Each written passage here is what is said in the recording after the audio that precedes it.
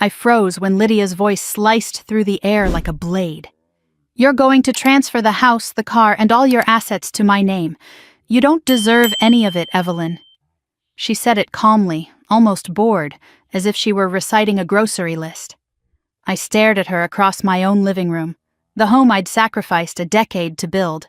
My breath caught somewhere between disbelief and an instinctive rising fear.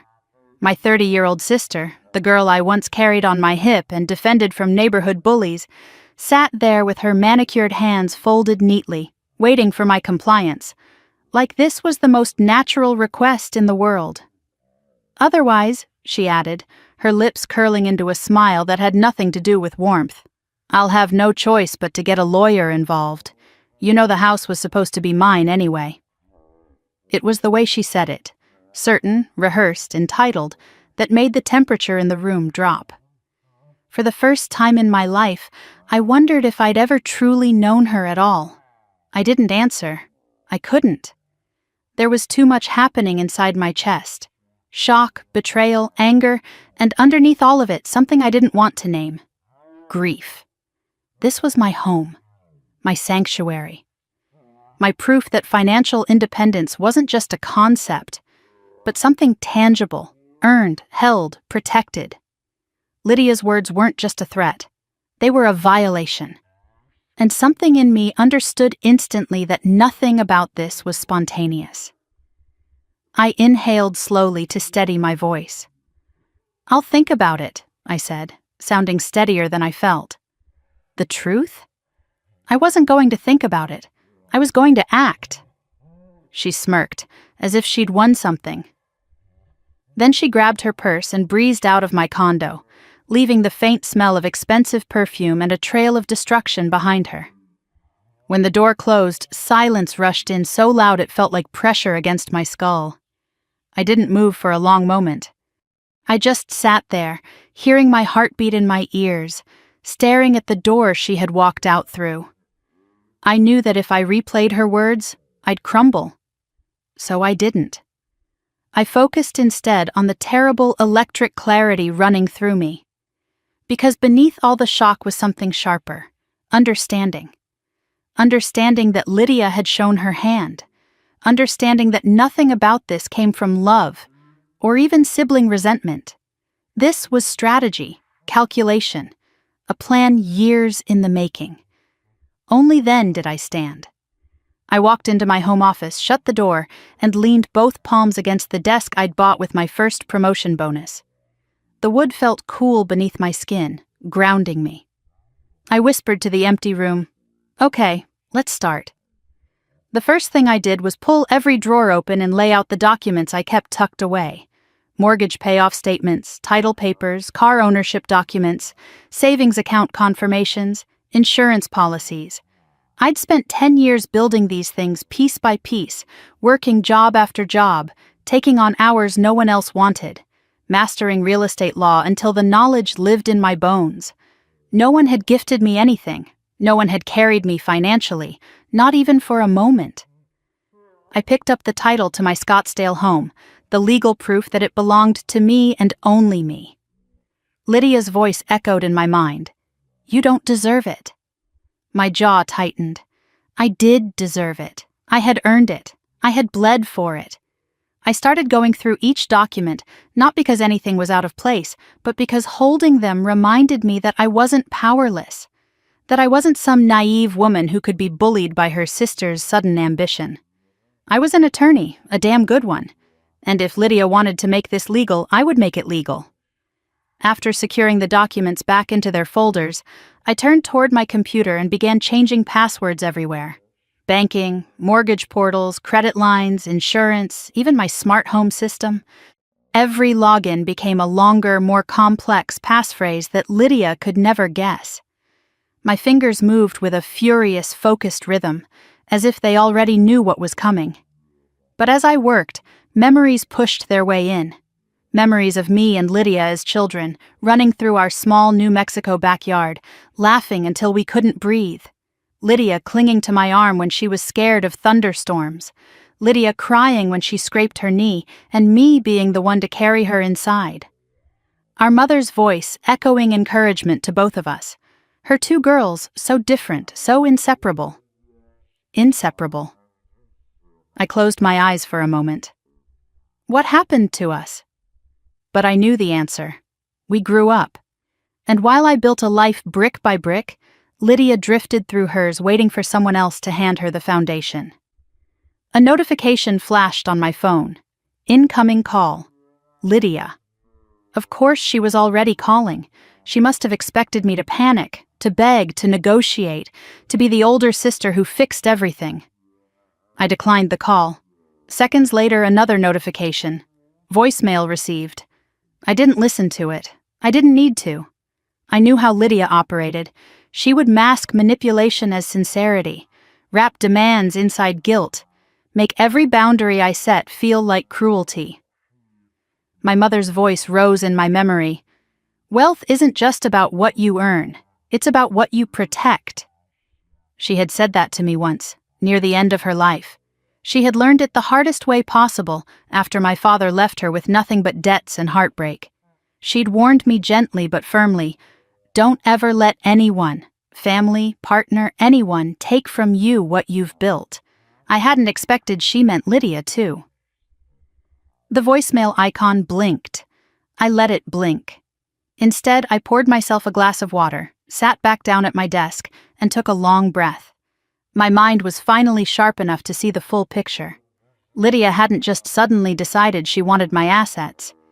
This was the culmination of years of small entitlement, subtle grabs at control, growing resentment, financial instability, and the creeping belief that my success should somehow belong to her. I'd ignored the signs. I'd dismissed them as quirks, moods, insecurities. I had wanted to give her grace because she was my sister, but grace without boundaries is just self-destruction. I clicked open my email and began backing up camera footage from the past few weeks. Lydia had been at my house more often than necessary. She'd hovered in rooms she didn't need to be in. She'd asked questions about my mortgage, my savings, my insurance, questions that now rang like alarms. As I transferred the files, something tightened in my throat.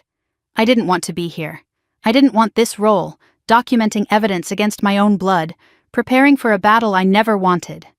But battles aren't always chosen. Sometimes they are handed to you by the people you least expect. I grabbed my phone and typed a message to the one person I trusted to tell me the truth without sugarcoating it. Grace, are you awake?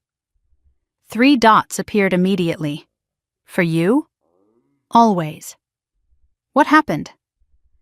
I stared at the text, then wrote, I think Lydia is trying to take my house. The dots disappeared, then reappeared. I'm on my way.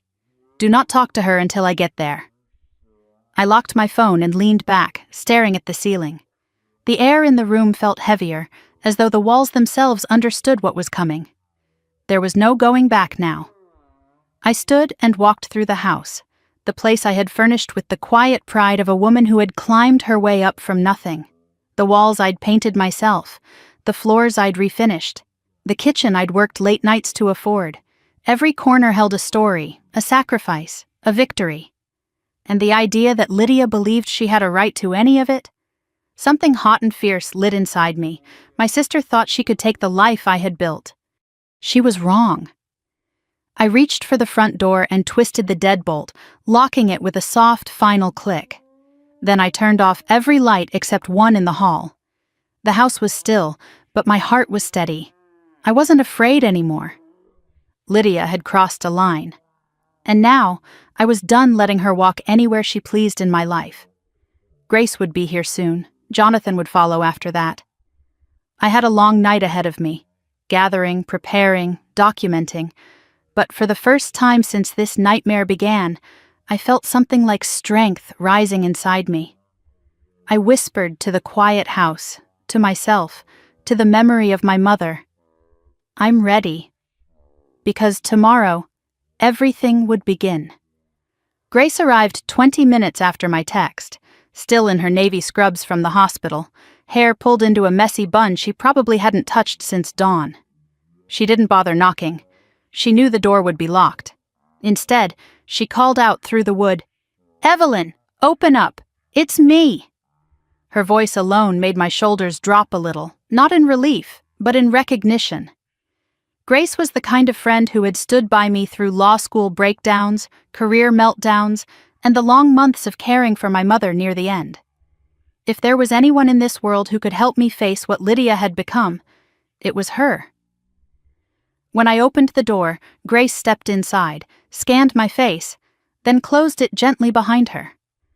"Tell me everything," she said, not bothering to sit. She didn't need pleasantries. She needed facts. I started from the beginning, Lydia's demand, her tone, the entitlement dripping from every word, and by the time I finished, Grace's expression had shifted from concern to something darker. "She said you don't deserve your own house?" Grace repeated slowly, as if she needed to hear it again to believe it. "Your sister actually said that?" "Yes." Grace paced once across my living room and back, arms crossed. "This is calculated. This isn't impulsive. She came in with a script. And she expected you to fold." "I know," I whispered.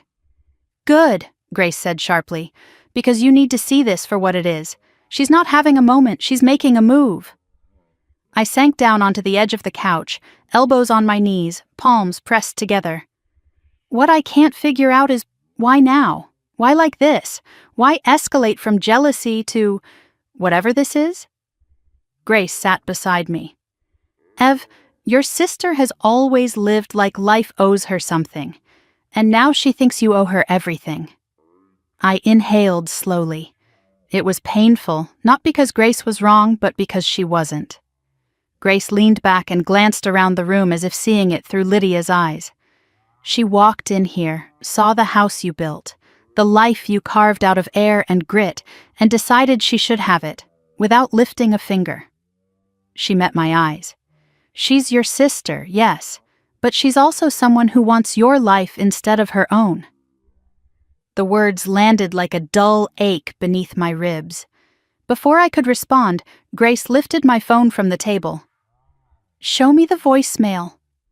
I hesitated. Then I unlocked the phone and handed it to her. Listening to Lydia's voice felt like replaying a nightmare I wasn't ready to face, but Grace pressed play anyway. Lydia's voice filled the room, smooth, confident, and dripping with false sorrow. "Evelyn, I just want to talk. I don't know why you're being so dramatic about something that's clearly fair. You know this wasn't just your house. It was Mom's dream for us to share things equally. I don't want to bring in a lawyer, but I will if you force me. Call me back." Grace snorted softly. "That's not a voicemail. That's emotional blackmail dipped in honey." She replayed the last line. "I don't want to bring in a lawyer, but I will." She's testing how far she can push. "My mother never said anything about sharing property," I said quietly. "Not once." "Of course not," Grace said. "But Lydia knows you'll choke on guilt before you even question that claim. She's weaponizing your grief." I swallowed hard, because hearing it out loud made the truth unavoidable. Grace put a hand on my shoulder. "Ev, you need someone stronger than me for this next part. You need legal backup." "I know," I murmured. "There's someone I can call." But before I dialed, Grace insisted we walk through the house together. If she's planning something, I want to see what she's already tried. We moved from room to room, kitchen, office, bedroom. Grace scanning surfaces, touching nothing but inspecting everything. Halfway through the process, she paused by the hallway cabinet where I kept my financial binders. "Ev," she said, pointing. "Was this drawer always slightly open like that?" I knelt down. The gap was tiny, barely noticeable. But I never left drawers open. Ever. My throat tightened. "Lydia was here yesterday. She wandered around while I took a call." Grace's expression sharpened. "She went through your documents." I checked the folders. Everything was still there, but some pages were out of order. Slightly misaligned. A fingerprint smudge where there shouldn't have been one. I felt physically ill. Grace spoke softly. "She's already crossed the line."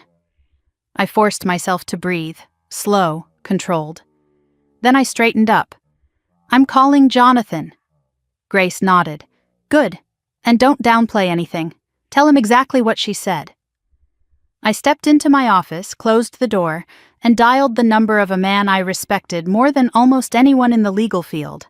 Jonathan Hale, the senior attorney who had guided me through my early years in commercial real estate. He answered on the second ring. Evelyn? Everything all right? No, I said quietly. I need your help. It's my sister. There was a brief silence on the other end. Jonathan was not a man who rushed to fill uncomfortable pauses. Tell me what happened. I repeated Lydia's demand, her threat, and the voicemail. I told him about the drawer, the smudged fingerprints, the shift in her behavior over the past few months.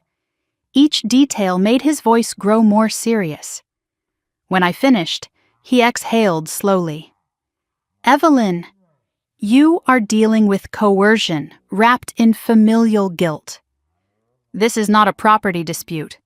This is an attempt to seize your assets through emotional manipulation. Hearing it in legal terms made everything inside me go cold. Legally speaking, he continued, she has no standing. None.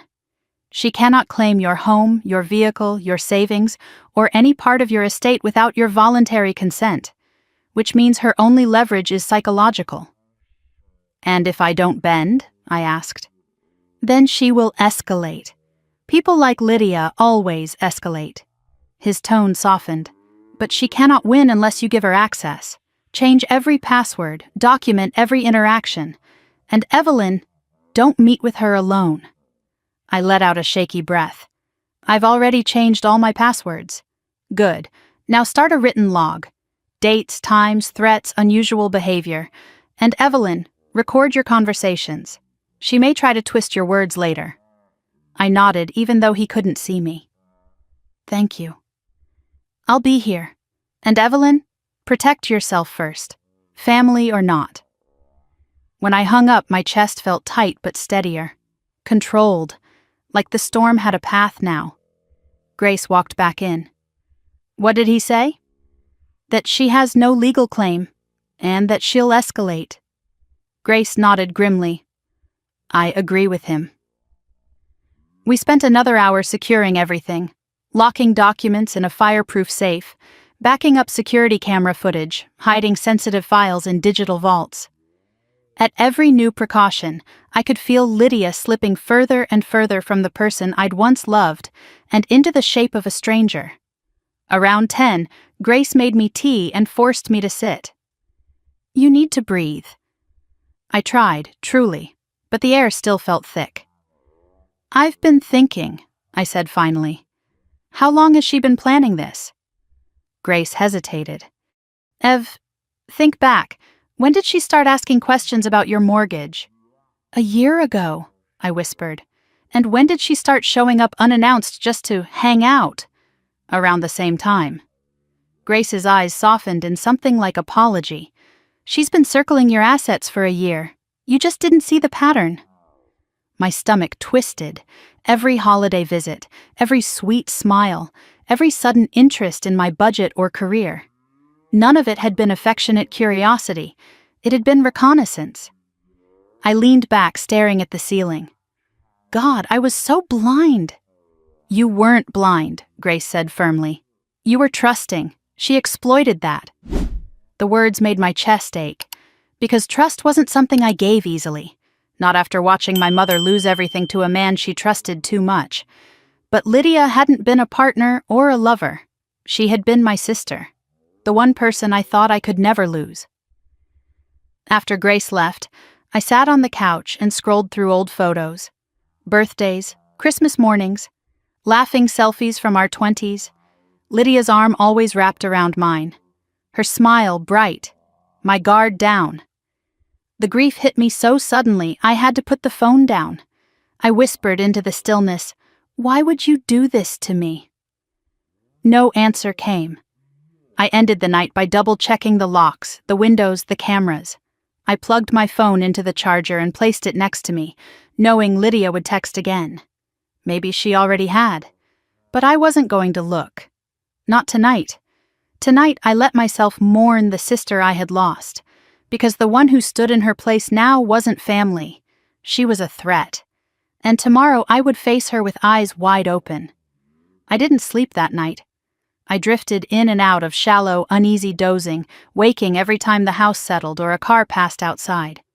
My mind kept replaying Lydia's face, her tone, the certainty in her eyes. By dawn, exhaustion clung to me like damp fog, but adrenaline kept me upright. I made coffee, sat at my kitchen island, and stared at the rising sun through the window, my morning ritual, usually the calmest part of my day. But today the sunlight felt intrusive, almost accusatory, asking how I had let things spiral this far without seeing the truth. I was halfway through my mug when I heard 3 sharp knocks on the front door. Not frantic, not hesitant, just deliberate. The kind of knock someone uses when they believe they have the right to enter. I stood frozen for a second, coffee halfway to my lips. Then I placed the mug down carefully and walked toward the door, forcing my heartbeat to slow. The peephole confirmed what I already knew. Lydia. She was put together flawlessly. Pressed white blouse, high-waisted slacks, makeup fresh, hair glossy. A stark contrast to my wrinkled sleep shirt and restless eyes. She looked like someone arriving to close a business deal, or to collect what she believed she was owed. I took one slow breath, unlocked the deadbolt, and opened the door just enough to block her from walking in. Lydia gave me a bright, brittle smile. "Good morning, Ev. Can we talk?" "We talked yesterday," I said calmly. "Well, I talked. You mostly stared at me like I'd grown a second head." Her smile didn't reach her eyes. "I thought we should finish the conversation like adults." I kept my hand on the door. "I'm not comfortable having you inside my home right now." Her expression flickered. Surprise, then annoyance, then practiced softness. "Ev, seriously? I'm your sister." "Exactly." I didn't elaborate. I didn't need to. Lydia exhaled in a dramatic huff and stepped back. "Fine, but you're being overly defensive." She crossed her arms. "I came here because I want us to clear the air. I feel like you misunderstood what I meant yesterday." "I didn't misunderstand," I said. "You asked me to transfer ownership of my house, my car, and my assets to you." Lydia rolled her eyes. "And you make it sound so extreme." "Ev, this house was supposed to be ours. Mom always said that what belonged to her daughters should be shared, that we'd take care of each other. I'm not asking for anything unreasonable." "She never said that," I said quietly. "Not once." Lydia's jaw tightened, but she recovered almost instantly. "Look, maybe I phrased it badly. I'm not demanding anything. I'm asking you to recognize fairness. You're living here alone with more space than you need, more money than you use, and I'm struggling." For the first time, something genuine cracked through, an ember of resentment she hadn't even bothered hiding. And my chest tightened at the realization. This wasn't sudden. This had been simmering in her for years. "Lydia," I said carefully, "struggling doesn't give you the right to take my home." Her composure shattered. "Take," she snapped. "God, listen to yourself. I'm not trying to take anything. I'm asking for what I deserve." I felt something inside me cool, settle. "You don't deserve things just because I have them." Her face flushed red, and in that moment, I realized we were standing on opposite ends of a chasm neither of us had created in a day. A chasm Lydia had been widening every year she watched me build a life she felt entitled to. She took a breath and smoothed her hair back. "Look, Ev, I don't want this to get ugly. But you're leaving me no choice. If you won't voluntarily share what should belong to both of us, there are legal ways to settle this." I stared at her. "There aren't." She smirked. "You'd be surprised." That was when I knew, really knew, that she wasn't bluffing. She wasn't emotional. She wasn't angry in the moment. She had a plan, and she believed fully in her ability to execute it. I kept my voice steady. "I spoke with my attorney last night." Her eyes widened just enough to crack her mask. "You, what?" I told him everything you said, Lydia laughed, a short, sharp sound. You're unbelievable. You called a lawyer on your own sister, and I'm the unreasonable one? You threatened me with legal action, I reminded her. And now you're trying to intimidate me by saying you have a lawyer. She shook her head. This is pathetic. Lydia, I said softly, go home. Her expression hardened. For a moment she simply stared at me, searching for something, maybe the old version of me who would have caved. But that version was gone. Fine, she spat, but don't say I didn't try. I started to close the door, but Lydia leaned forward, voice dropping to a hiss. You're going to regret making this difficult. Then she turned and walked away with the sharp, angry steps of someone who didn't get their way for the first time in a long time. When the door clicked shut, my legs nearly gave out. I sank against the wall and pressed my palms into my eyes. Every muscle in my body trembled with a mix of adrenaline and heartbreak. Not because she had threatened me, but because I had finally seen the truth without the filter of obligation. Lydia wasn't misguided. She was dangerous. I forced myself to stand. I had a full day ahead, work, documentation, tightening every security measure I could think of. But there was one more thing I needed to do before anything else. I checked the hallway camera footage, and my breath caught. The camera had recorded something I hadn't heard from behind the door. Lydia, after storming off, stopping halfway down the walkway to answer her phone. Her voice was low, but the audio caught enough. She didn't budge, Lydia whispered angrily. Yes, I know. I said I tried. What do you want me to do? She won't sign anything yet. Yet. Fine. Tonight. I'll come over later. Yes, I'll get her to change her mind. Then she hung up and walked away, unaware I had just heard the confirmation of everything I feared. She wasn't acting alone, and she was coming back. The realization pulsed through me like a warning bell. I replayed the clip 3 times, memorizing the exact tone in her voice, cornered, desperate, determined. She wasn't done with me. She was regrouping, planning her next approach. Maybe tonight, maybe sooner. I walked into my office, opened Jonathan's message from last night, and began a detailed entry in the log he'd instructed me to keep.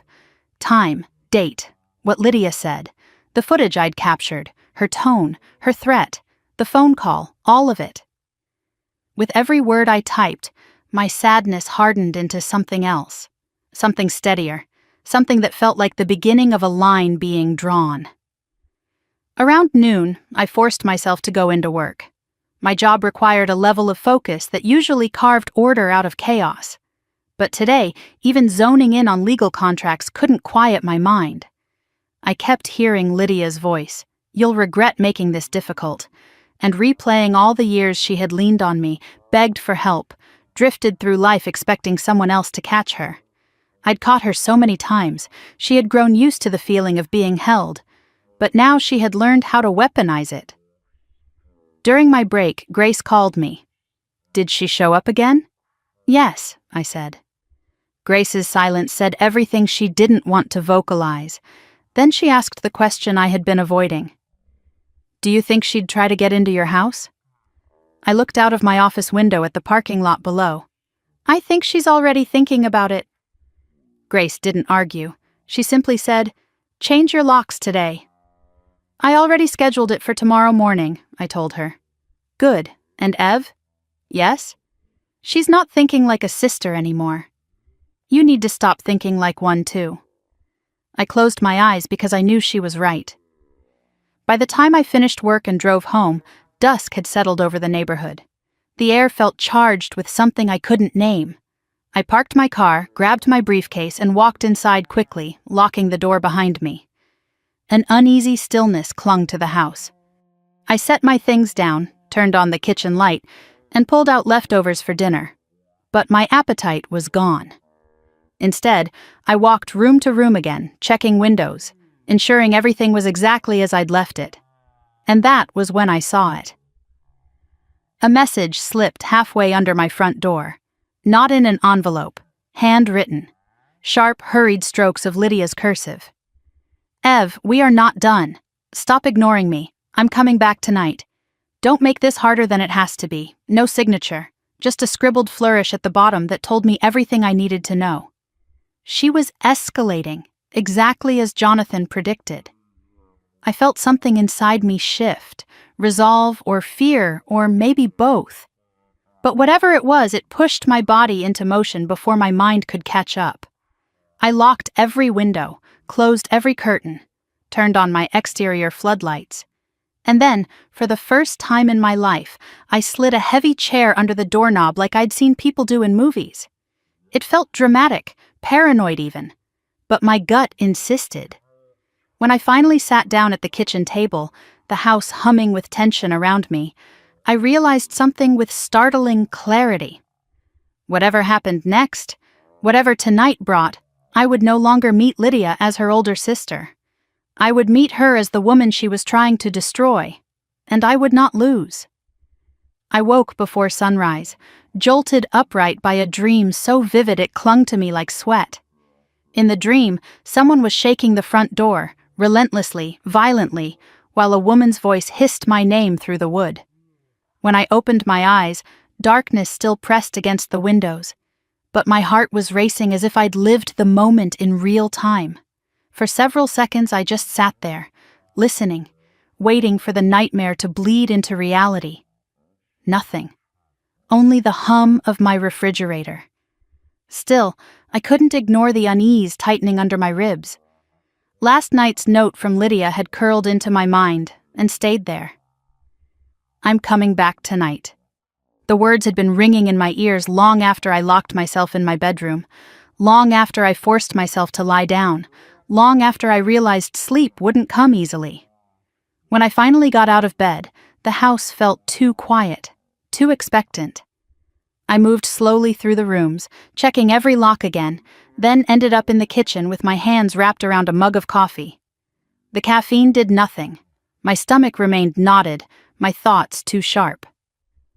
At 7 on the dot, the locksmith arrived. He was a middle-aged man with kind eyes and forearms like tree trunks. "Morning," he said. "You must be Ms. Hart.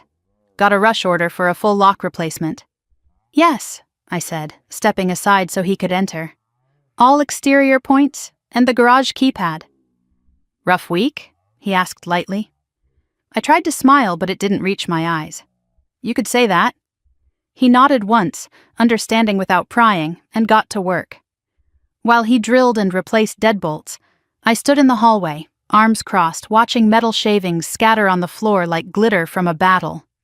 Every thud, every clink of metal settling into place, felt like reclaiming a piece of something Lydia had tried to take. When the locksmith finished, he handed me a set of sleek digital fobs and a paper with new temporary access codes. "Change the code again tonight," he warned, "just in case anyone saw me working here." Anyone, in this context, meant Lydia. "Thank you," I whispered. He gave me a sympathetic tilt of his head. "Protect your space, ma'am. You'd be surprised how many people need to learn that the hard way." I swallowed hard. I'm learning. After he left, I stood with my back against the door, breathing in the scent of new metal. It should have comforted me. It didn't. Because locks keep out strangers, not people who used to have keys, not sisters who believe the house is theirs by destiny. I spent the next hour taking photos of each lock for documentation, then sat down at my desk and updated my written log. Every detail mattered. Halfway through the entry, my phone buzzed with a text from an unknown number. "Is this Evelyn?" "This is Miranda from the HOA. We spoke briefly before. Could you call me as soon as possible?" My stomach dropped. I dialed immediately. The woman who answered sounded uneasy. "Ms. Hart, we received another call from your sister this morning." Of course she did. "What did she say now?" I asked, emotionless. "She insisted she is the upcoming co-owner of your home and requested we send her the updated bylaws, gate codes, and emergency access protocols." Miranda hesitated. She sounded extremely confident she had a legal right to those documents. Cold pressure built behind my sternum. "I'm so sorry she bothered you," I said. "She has no ownership rights. None. I'll handle this." I assumed as much, Miranda replied gently. But the way she spoke, well, I thought you should know she seems very determined. Determined. That was one way to put it. Thank you for telling me, I said before ending the call. I stared at my phone for a long moment. The reality crystallized with painful clarity. Lydia wasn't just lashing out in anger. She was mapping out a path, a strategy. She believed each door she knocked on would open for her, and she was testing how easily my boundaries would buckle. Grace called right as I set the phone down. Morning, she said. You holding up? Barely, I admitted. I figured, she replied. Listen, I've been thinking. Lydia didn't escalate overnight. She's been doing this in stages. That made something inside me still. What stages? First, she dangled guilt, then entitlement. After that, she introduced threats. Now she's building a false sense of legitimacy, trying to convince others she has claims to your property. That's always a precursor to legal fabrication. I pressed my fingers to my temple. She's rewriting reality. She's rewriting your reality, Grace corrected. Don't let her. I closed my eyes. Jonathan said the same thing.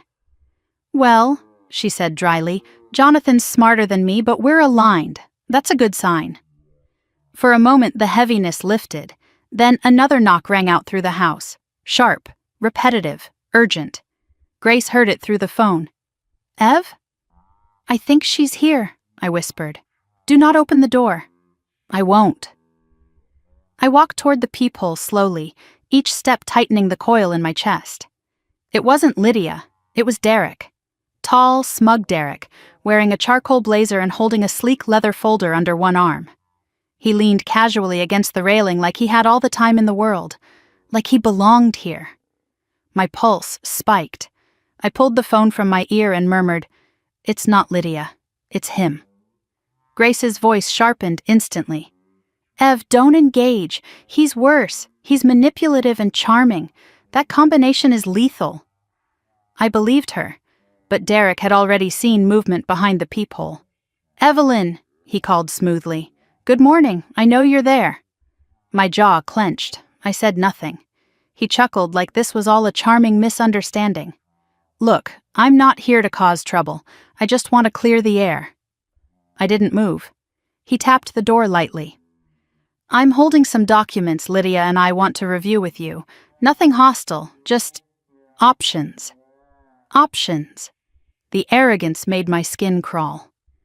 You should open the door, Derek added, because involving attorneys this early won't look great for you. For me. I pressed the phone back to my ear. Grace, what do I do? She didn't hesitate. Document him. Record everything. And don't speak unless absolutely necessary. I hit the record button on my phone, slipped it into my pocket, and stood silently behind the door. Derek knocked again, harder. Evelyn, don't make this harder. Lydia is heartbroken.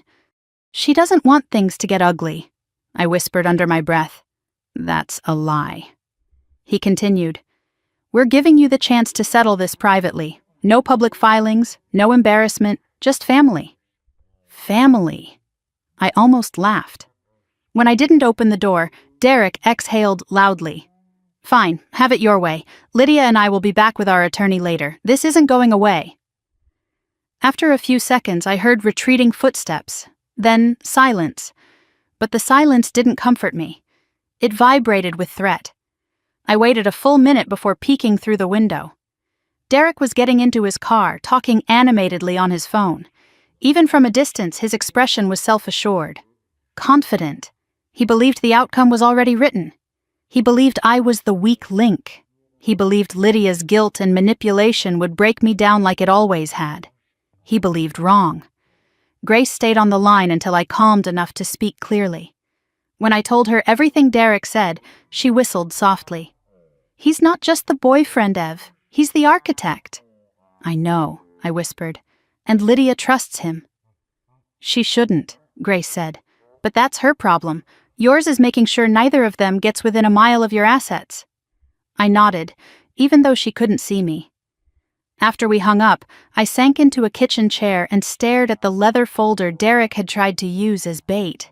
I imagined what was inside: printed forms, pre-written agreements, maybe even templates he wanted me to sign. The thought made my heart pound. This wasn't sibling conflict, this was an operation, and I was the target. A few minutes later, my phone buzzed with a text, an unfamiliar number again. "Expect us today. You can't avoid this forever. No name." But the boldness, the cold confidence, that was Lydia's handwriting translated into text message form. I deleted nothing. Every message was evidence. The hours crawled by in tension. I tried to work but couldn't focus. Every sound outside made my muscles tense. Every shadow near my front door made me stand and check the peephole again. Lydia had once been the person who made me laugh until I cried. Now she made me look over my shoulder in my own home. Around mid-afternoon, I forced myself to eat something, a sandwich I barely tasted. Halfway through chewing, another knock rattled the door. Fast, aggressive, unmistakable. I stood quickly, pulse hammering. My knees wobbled, but I stayed steady enough to reach the door silently. Through the peephole, Lydia, hair perfect, lipstick dark, eyes sharp, hands on her hips. Behind her stood a man in a gray suit holding a briefcase, the lawyer she had promised. I inhaled once, then very slowly stepped back from the door. No, not today, not on her timeline. I picked up my phone and pressed record again. Lydia's voice rose through the door, muffled but still clear enough. "Evelyn, open the door. We're here to discuss your transfer options." Her lawyer spoke next. Calm, professional. "Ms. Hart, we would appreciate a moment of your time." My knees wobbled harder. Transfer options. The sheer audacity. I stayed silent. After 30 seconds, Lydia hissed something to the attorney. He said something back, a warning tone, but she ignored it and pounded on the door again. "I know you're inside." I closed my eyes. This wasn't my sister anymore. This was a woman intoxicated by the idea of power she believed she could take. Minutes later, they left, but not quietly. Lydia bent down, shoved another note under my door, and stomped away. The lawyer murmured something about protocol and next steps, but Lydia spoke over him. When their footsteps faded, I retrieved the note. This one wasn't threatening. This one was chilling. "If you won't give it freely, we'll get it another way. You can't hide behind locked doors forever. We'll be back." My hands trembled as I folded the paper and placed it into the evidence file.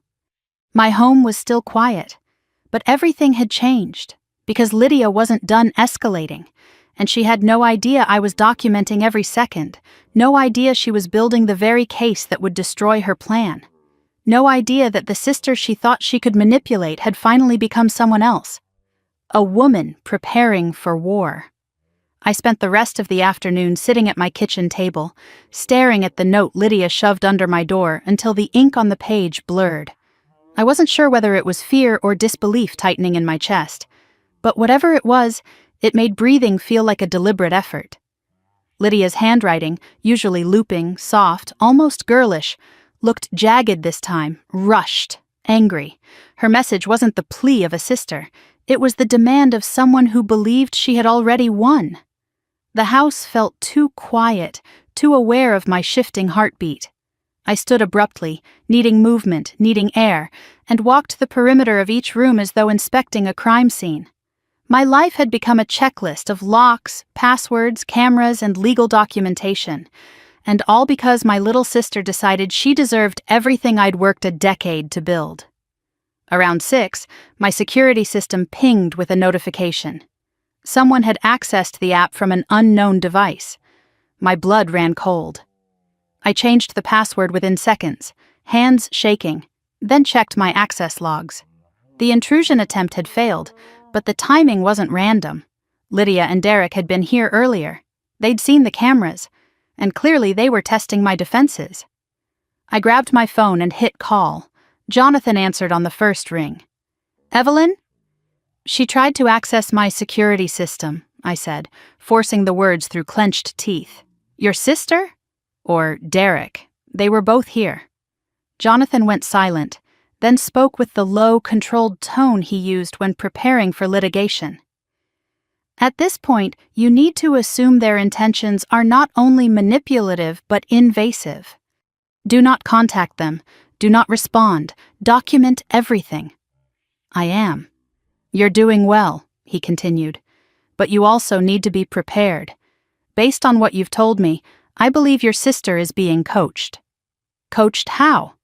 A third party is pushing her to escalate. She's not doing this alone. My stomach twisted. You think it's Derek? I do.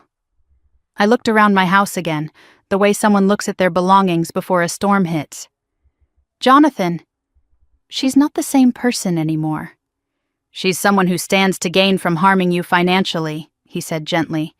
And that's enough to shift anyone's behavior, especially someone who's lived their life believing they're entitled to more. I pressed my palm against the wall to steady myself. She said she's coming back tonight. Then you must not open the door, he warned. And Evelyn, record everything. These kinds of people rely on rewriting the narrative later. I promised him I would. After we hung up, I exhaled a shaky breath. This wasn't family conflict anymore. It was attempted financial coercion. And I wasn't unarmed. The sun dipped behind the houses across the street, turning the sky into a bruised purple.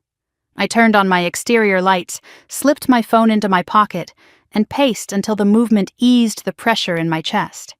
But every few minutes my mind drifted back to Lydia, her calculated smile, her sudden softness, her insistence that we share what should belong to both of us. It was the softness that terrified me more than the anger, because softness was manipulation. Softness was Lydia's favorite mask. My doorbell rang at 7:30, not the aggressive pounding from earlier, just a single polite chime. I froze. Through the peephole I saw her, the same flawless hair, the same careful posture. But this time she'd brought something else, a peace offering, a small pink bakery box tied with a ribbon.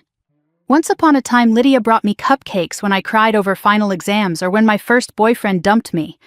Now the image felt grotesque, sentimental weaponry. I didn't move, didn't blink. After 30 seconds, Lydia sighed dramatically. Ev, please open the door. I brought your favorite, coconut almond with the cream filling. My jaw tightened. She remembered everything when it benefited her. Ev, she repeated, softer this time, her voice dipped in honey. I don't want to fight. What happened earlier? That wasn't me. I was emotional. You know how I get sometimes. A familiar ache pushed at my ribs, an ache I'd carried since childhood, the one that made me responsible for her moods, her choices, her consequences. But not anymore. She pressed her face closer to the door. Let's just talk. Please, I'm your sister. You can't shut me out forever. I stayed silent. Her sweetness cracked. I know you hear me, she snapped, the box trembling slightly in her grip. You can't avoid this. You can't just ignore me and hope I go away. A long pause. You owe me, Ev. There it was, the truth beneath all the performances. I deserve what you have. My heart thudded once, hard, like a fist against bone. And then she said the exact words Jonathan predicted, words that felt eerily familiar. Derek and I have been talking, and you're making this so much worse. If you'd just signed the papers? I stepped back from the door. Papers? What papers? My phone vibrated in my pocket. Grace, I answered quietly, whispering into the phone as Lydia continued her monologue outside. She's here. Don't open the door, Grace said immediately. I won't. What's she saying? That I owe her, that I should have signed papers. Derek's involved. Grace swore under her breath. She's rehearsing this. She's not talking to you. She's practicing her version of events for whoever will listen later. That hit me like a rush of ice. Outside, Lydia's tone shifted again. Ev, I'm tired. I don't want this to get ugly. Come on, just open the door.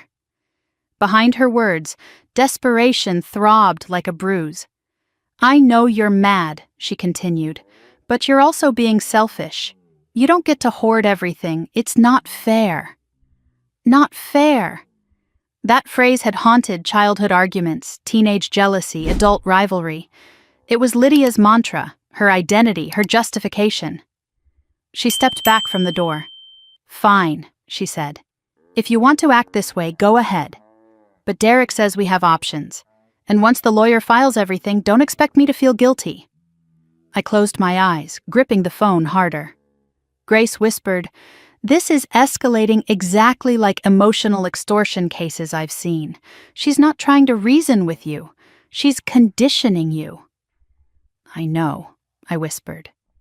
Lydia knocked one last time, not hard, but insistently. "I'll be back in the morning, and maybe by then you'll have calmed down." When she finally left, her footsteps retreating down the walkway, I let out a breath I didn't realize I'd been holding.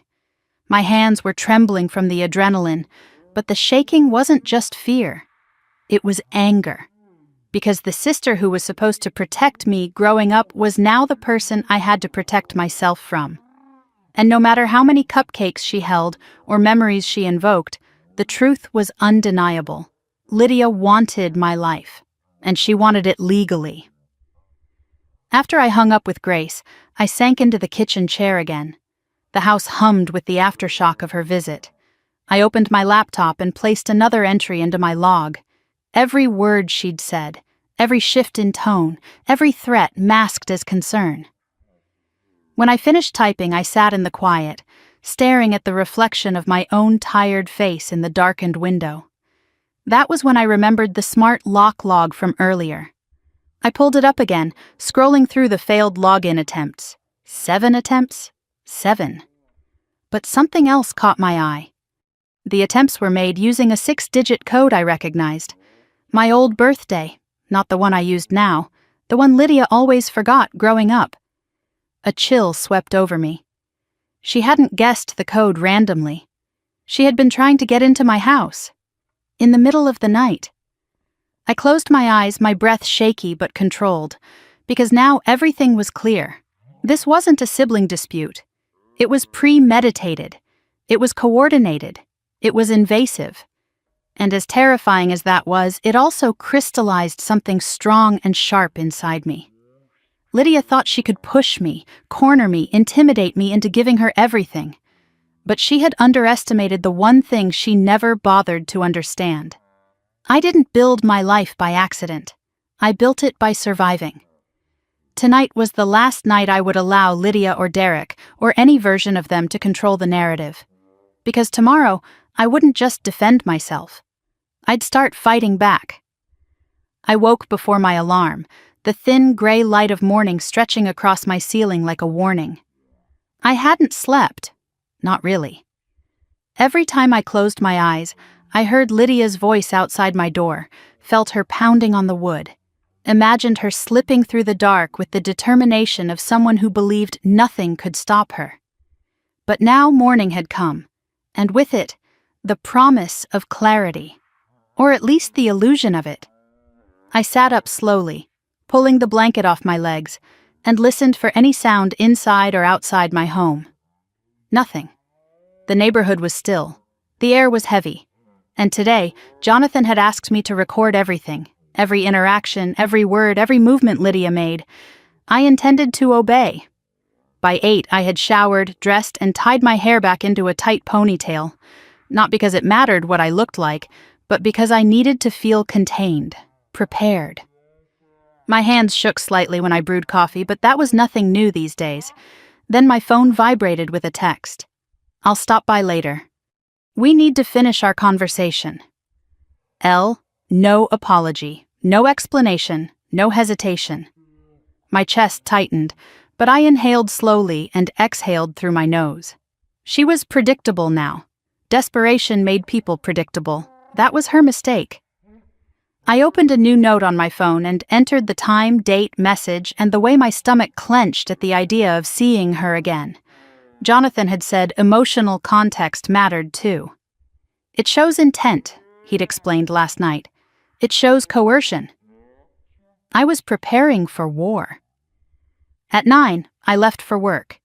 Every movement, locking the door, checking the garage, adjusting my security cameras, felt like a ritual of self-defense. On the drive, my eyes kept flicking to the rearview mirror, half expecting Derek's car to appear behind me. But the road stayed empty. Work was a welcome distraction. Or it should have been. But after 2 hours of reading contracts and zoning ordinances, I realized I'd reread the same sentence 10 times without absorbing any of it. My mind kept drifting, circling the same questions like a vulture. How long had Lydia been planning everything? Had Derek started this, or had she sought him out because she needed someone who validated her entitlement? What exactly did those papers look like? And what would they do next now that I refused to play their game? The uncertainty gnawed at me. A little after noon, I slipped into a conference room with smoked glass walls for privacy, pulled out my phone, and called the locksmith again. "Could you check whether anyone attempted to tamper with the new locks?" I asked. "I know it sounds paranoid, but—" "It's not paranoid," he interrupted gently. "Break-ins by people who think they're entitled to a property happens more than you think. I'll send someone to inspect the frame and hardware today." Relief slipped through me like warm air. "Thank you." Next, I called Jonathan. He answered with the crisp sharpness of someone already 3 steps ahead. "Evelyn," he said. "Talk to me." "Lydia texted," I said. "She's coming back today." "Then today is when we stop observing and start collecting," he said. "Record her, video and audio if possible. If you can safely capture her tone, frustration, anger, insistence, that will help establish coercive patterning." I nodded, though he couldn't see me. "And if she brings Derek?" "You record both," he said. "But under no circumstances do you speak to him. He is the more dangerous one because he believes he is the most rational." My stomach twisted. She mentioned papers again. "I expected that." His voice hardened. "They're trying to trap you into signing something under emotional duress. They will present it as reasonable. They will speak as though they're protecting your interests. But Evelyn, do not, under any circumstance, touch those documents." "I won't," I whispered. "Good," he said. "And one more thing.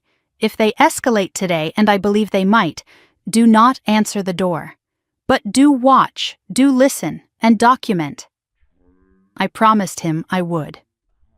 When I ended the call, I sat there in silence, hands on the conference table, fingers trembling against the polished glass.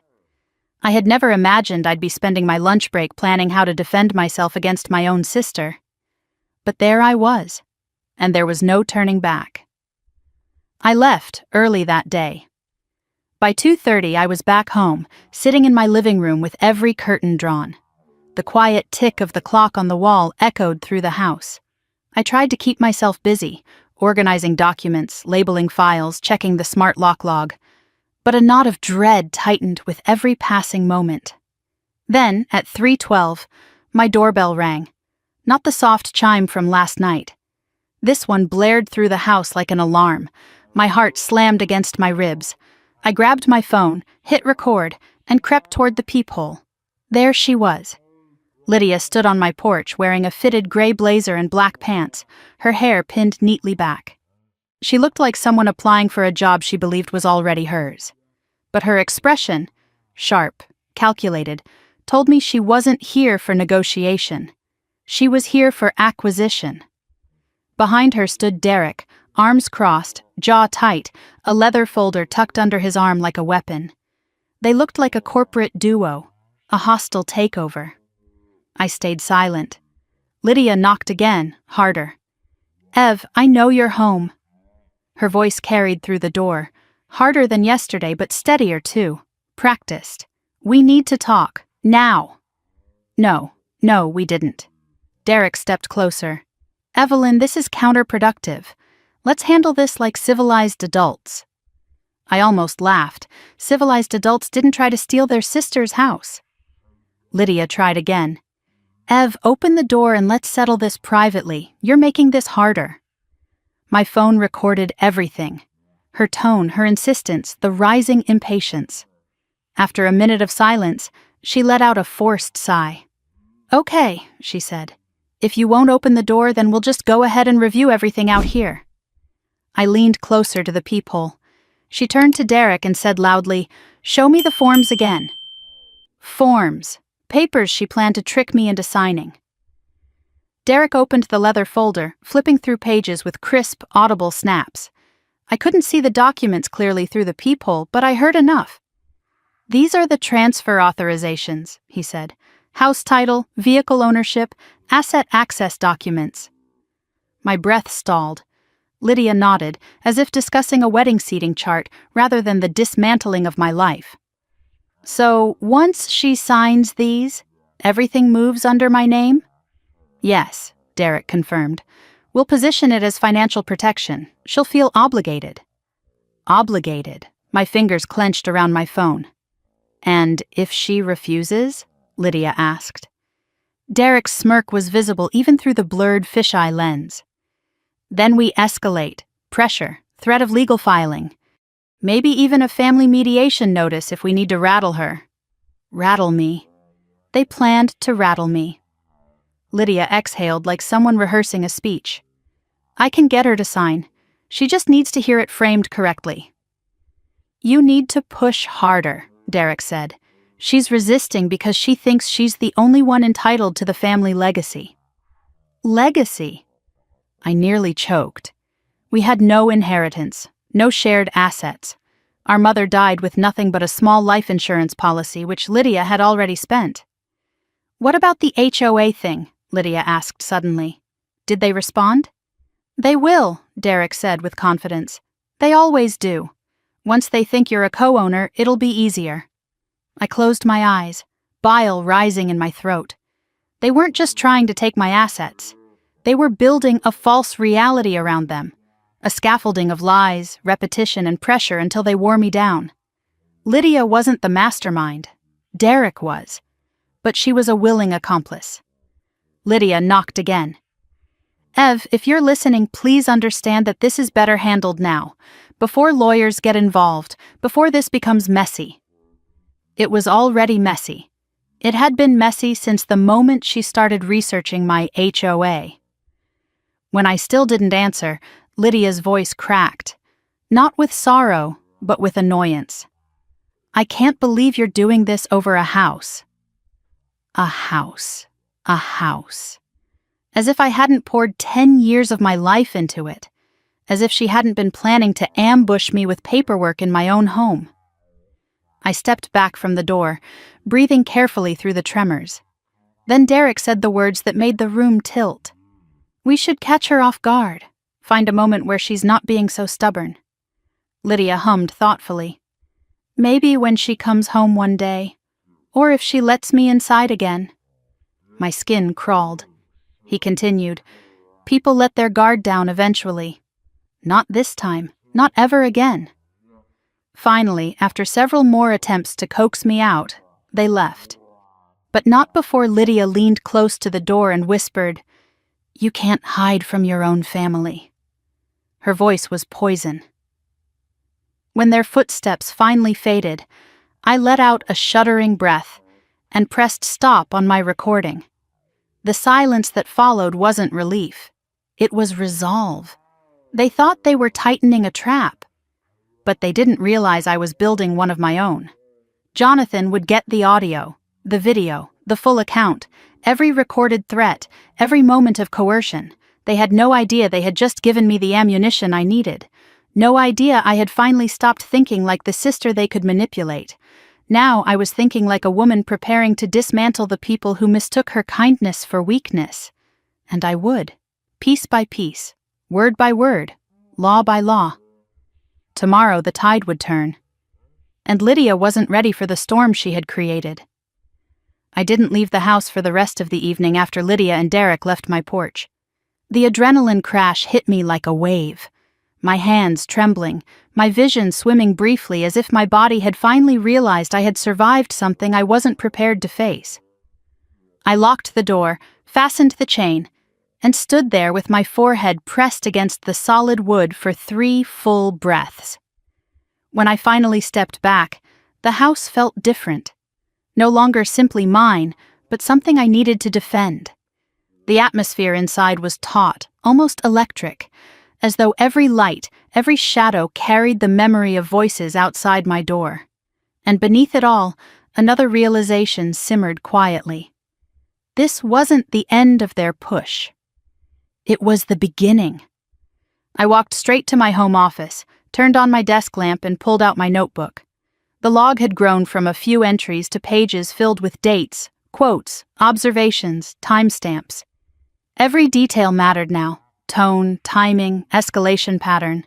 Jonathan would need everything, and I planned to give it to him neatly, cleanly, indisputably. I wrote until my hand cramped. When my phone buzzed, I flinched hard. I expected Lydia again, but the name on the screen made my breath release all at once. Grace, I'm on my way. Don't argue. I didn't. 15 minutes later, she arrived, wrapped in an oversized gray hoodie, no makeup, hair piled on her head like she'd thrown it up mid-sprint. She stepped inside without waiting for me to finish unlocking the door.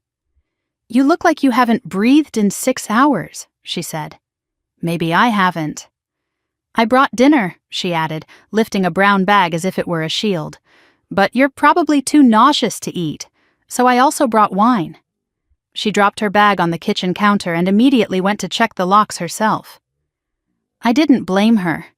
When she was satisfied every entry point was fortified, she motioned for me to sit. Walk me through everything, she said. And I did. Every word Lydia had said, every smirk from Derek, every clip of audio Jonathan told me to capture.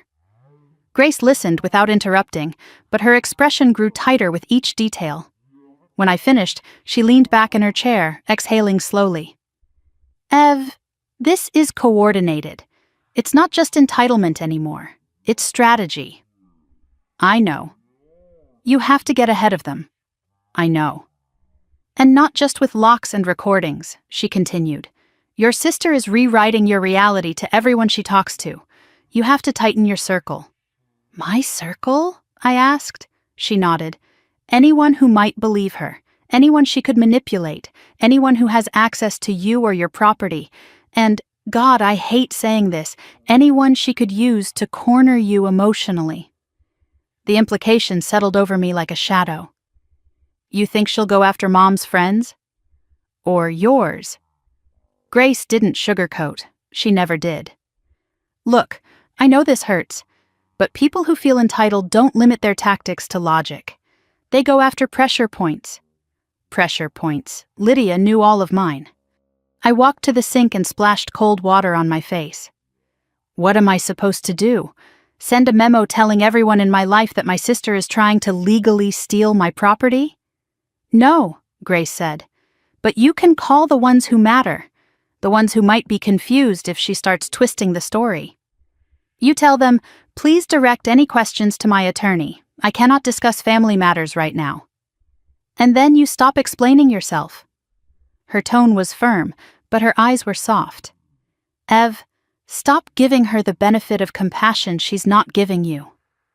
I braced myself against the counter, my head bowed.